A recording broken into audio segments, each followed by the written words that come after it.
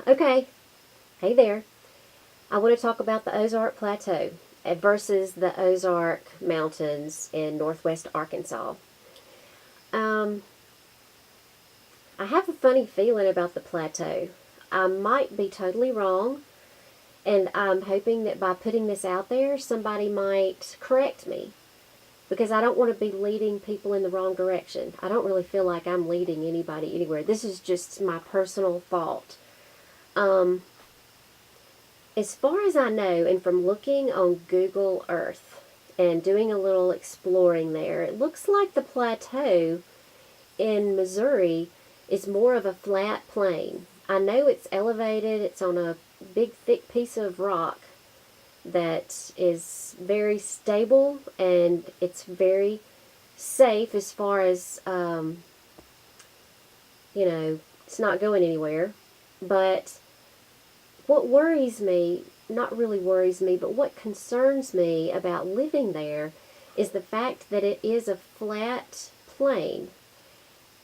And the first thing that comes to my mind are the high winds that are expected with, well, I don't want to say certain things, but we are expecting high winds. Who knows where these high winds are going to be?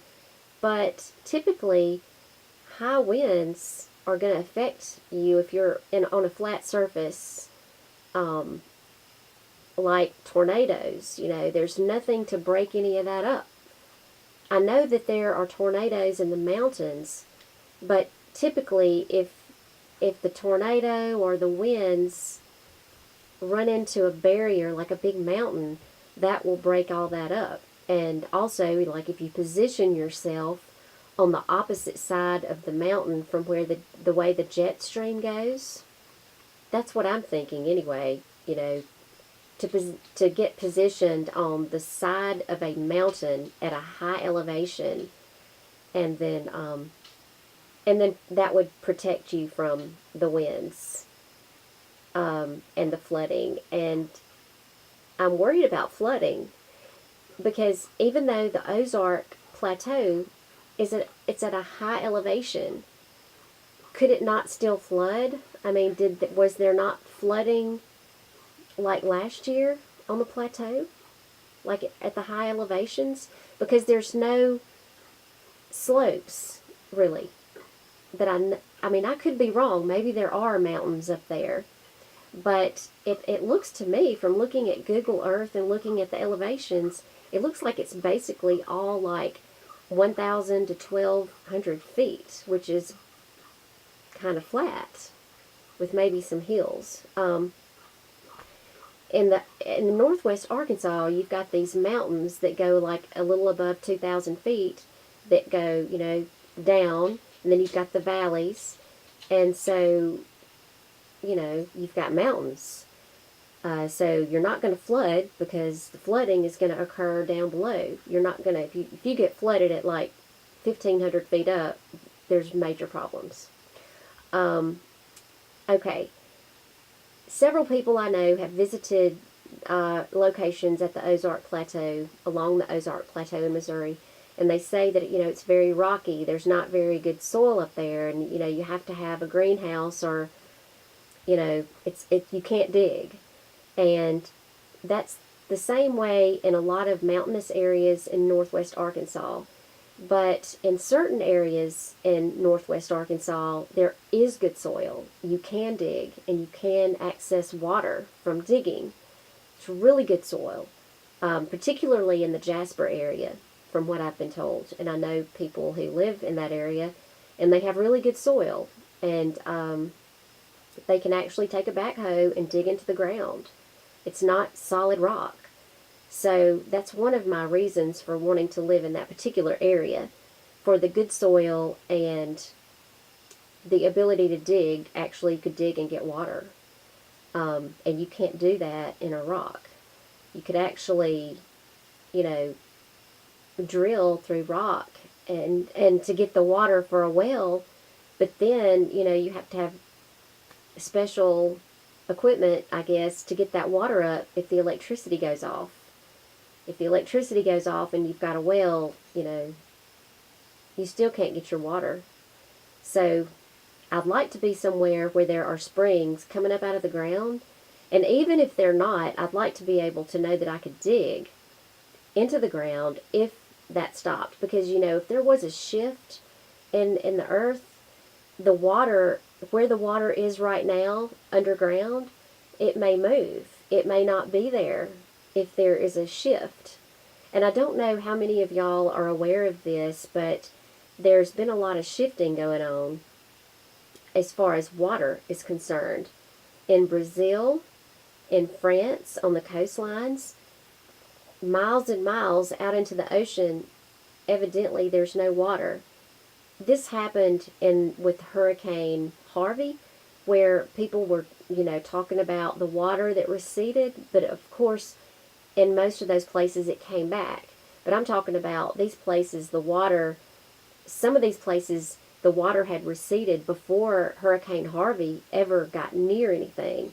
So it wasn't because of the hurricane that some of these places had receding coastlines. Not only that, but the Mississippi River is drying up in some places. That's unheard of. The barges can't even get through. It's got the transportation shut down, so they can't even export the wheat and stuff from the north down to the Gulf. So there's a big question about where has all that water gone. It's just kind of disappeared in certain places. I'll try to find the other places, but there's other places that this has happened to.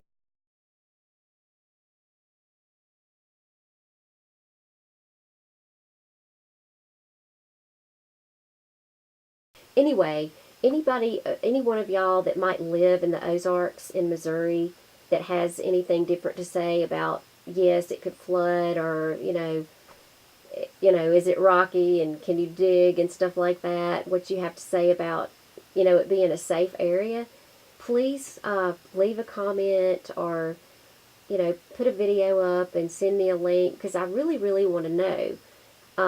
I want to try to position myself in a safe place. And I'm thinking Northwest Arkansas, to me, is the best place to be. I don't want to be anywhere near the Mississippi River for sure.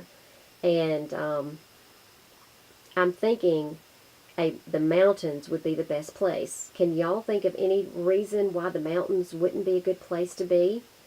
I don't know. I'm just thinking. I don't want to make any big mistakes and end up in the wrong place. So, also, there are some really nice people that are very like-minded, and they're wanting to do the same thing. And I'm trying to figure out a way to help everybody get together so everybody can communicate, because it could be that several of these people could get together, combine their resources, and buy some property with some houses. One person wouldn't be able to do it, but if you took several people and everybody put in money for a down payment, and everybody made monthly payments, and, just personally, split the land up somehow, we could figure out how to do that. That would work. And at least that would get some people moved into the area. Anyway, that's just an idea, and I will try to find a way. I will find a way to put everybody in touch with each other, because there are a lot of people that are really anxious to get moved, and very quickly, because we all feel like the opportunity to move is not going to be there indefinitely. We feel like that, at a certain point, you are going to be where you are. You're not going to be able to move. You're not going to be able to get out. So we all want to try to get out while we can to get to the place we want to be. Anyway, that's all for now. So I'll see y'all later. Bye-bye. Chile, but on the other side, over in Brazil and Uruguay, the ocean's receding. And it's interesting, they are receding and crashing at approximately the same height of 5 meters. Taking a look at Chile first, close the beaches, flooding coastal, at least 5-meter waves crashing. Really good videos on strange sounds. There's a compilation there of images as well. It was completely unusual because there were no storms associated with it. It just came in on its own. And then we look over at South America on the Brazilian Uruguay side. Their ocean receded 4 meters. And it's interesting, these are exactly about 24 hours apart, these two instances here. Now, when we go through these images, this happened all within a 24 to 48 hour period, both sides of South America experiencing large water movements. And then I saw some videos where there were waves washing down into South Africa. But the media was quick to try to say it was because of winds, strange winds that were 60 days long pushing. And we've never seen the shores sucked away from Tampa in the Bahamas like we have recently here. And last year, I guess, South America. What is going on, folks? This is James LaFleur with the Impossible Channel. I'm going to explain what I think is going on. I'm going to show you with footage, imagery, and weather patterns. We have airplanes doing completely weird and never before seen routes from New York to Hong Kong. For example, they're passing over the North Pole. To be very precise, there are people who believe that the North Pole is actually an entrance to a hollow earth. And why the heck would they be doing this exquisite route if they can just do something? Well, why 13,000 kilometers just not go straight, right? So there's something weird. HAARP, for example, is completely active. As you can see, weeks before this anomaly did not exist, you can see it coming out of Antarctica from the Rothschild's base. And this has been told by other channels before. We have 251 miles per hour winds blowing close to Australia right now. And this wind, folks, this thing is surrounding us. It's circling our continent as we speak. And planes are actually going through the North Pole because I believe that's where there isn't any weather anomalies going on right now. And this right now is going in France. This actually happened. Water is receding, the ocean water is receding in France.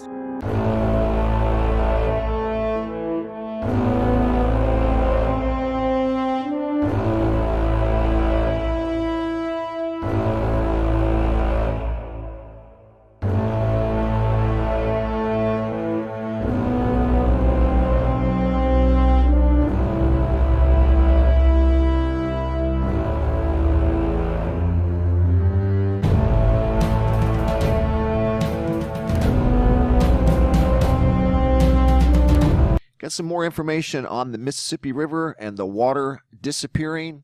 There's a 120-mile stretch of bare river bottom being exposed, and there's actually more than what I've told you earlier.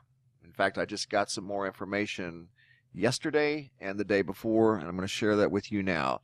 The information comes from a little farther north, up in Missouri and Illinois. I'll start with Missouri. Gentleman told me he saw the video. He has family that lives along the Mississippi River in Missouri, and he just heard from them. He asked, what's the river look like? And they said that all the rivers in the area are really low. News not saying anything different about the Mississippi. And that's from around the Merrimack-St. Clair area. Here is a email I got from an observer up in Quincy. Saw your video on water missing out of the Mississippi. The same thing happened along the Quincy, Illinois bottoms, and that would be north of where I just showed you. I think it's leaking down into the fault. That's exactly what I think. It's disappearing in this area right here. Is it going to trigger an earthquake? I don't know. It very well could. If you do some research and you research new dams, and reservoirs that have been built historically around the world, in a lot of cases, a year or two later, the water from the big reservoirs seeps down into the ground, and it triggers ancient fault lines and causes big earthquakes. It happens almost every single time. I think this is all part of the whole system to hide it.